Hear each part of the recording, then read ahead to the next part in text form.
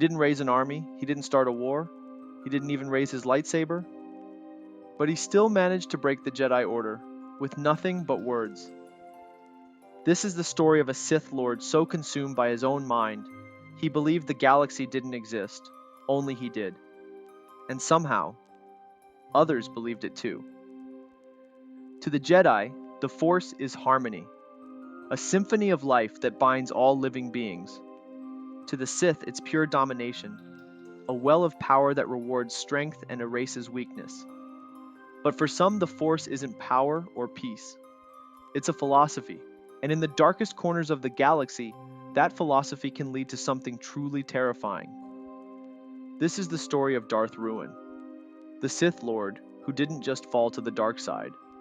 He rewrote what it meant to believe in the Force at all. He didn't want to rule the galaxy. He wanted to erase it and replace it with himself. Before he was Ruin, he was Phineas, a Jedi Master living at the tail end of the new Sith Wars. But Phineas wasn't dangerous because of what he did with a lightsaber. He was dangerous because of how he thought. He didn't rebel against the Jedi by falling in love, or through anger, or vengeance. No, his heresy was philosophical. He believed that truth itself was a lie. He argued that morality, reality, even the Force, were just constructs. Fake ideas made up by small minds to make sense of a chaotic universe. And only he could see through the illusion. He wasn't just arrogant, he believed that he alone was real, that everyone else was living inside a shared hallucination, too primitive to understand the truth. That's solipsism, the belief that only your own mind is real. And Phineas, he lived it. The Jedi Council tried everything.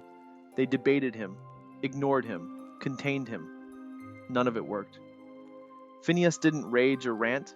He spoke calmly, persuasively. He broke people's ideas down piece by piece and made them question everything they believed. And then he left. Not in shame, not in exile. He walked away because he believed the Jedi had nothing left to teach him.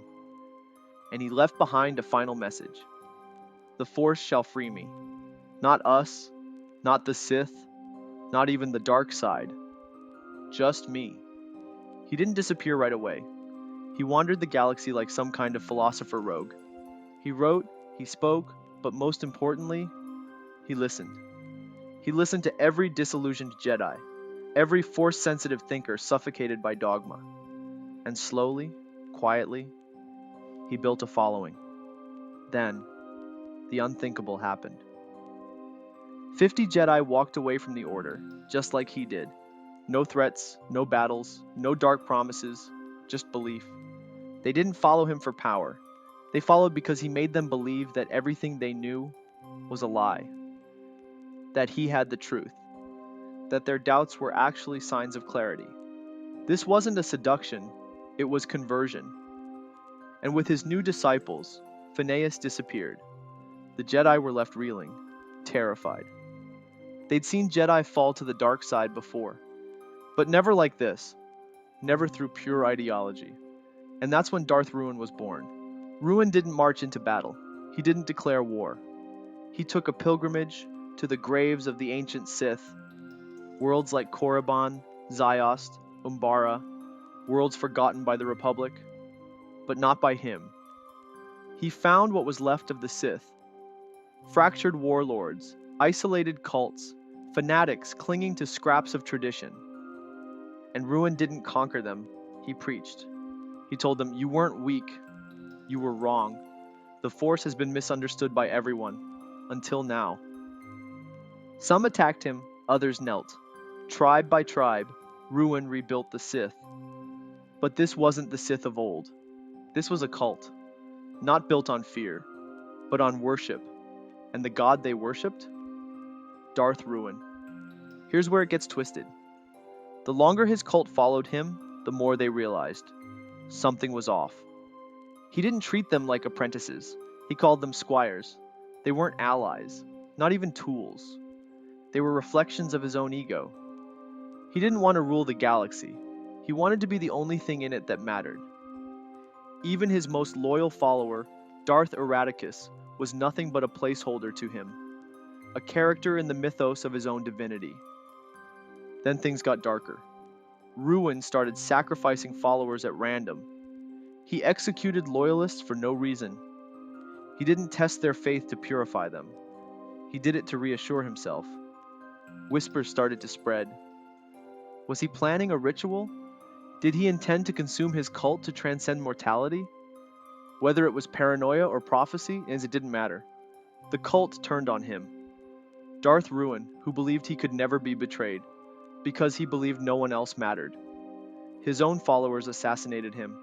Not the Jedi, not the Republic, his own disciples, and he never saw it coming, because in his mind, how could nothing kill a god?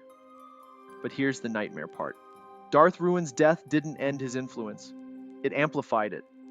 His ideas fractured into sects, warlords, cults, and the war he started, it never stopped. The new Sith Wars dragged on for 1,000 years after his death. The galaxy burned because one man believed his truth was the only one that existed. It took Darth Bane to finally put an end to the madness, and to learn from Ruin's mistakes. Bane created the rule of two, master and apprentice, a system that rewarded survival, not worship. But let's not forget, Ruin almost succeeded. Had he not gone fully insane, had he not discarded everyone else as irrelevant, he may have become the living nexus of the Force he imagined, a god in everything but name. So what do you think? Was Darth Ruin a visionary, or just completely out of his mind? Drop your thoughts in the comments. I love hearing your take on these legendary Sith stories. If you enjoyed this breakdown, hit that like button, share it with a fellow Star Wars nerd, and don't forget to subscribe for more dark lore from a galaxy far, far away. And as always, may the Force be with you. Always.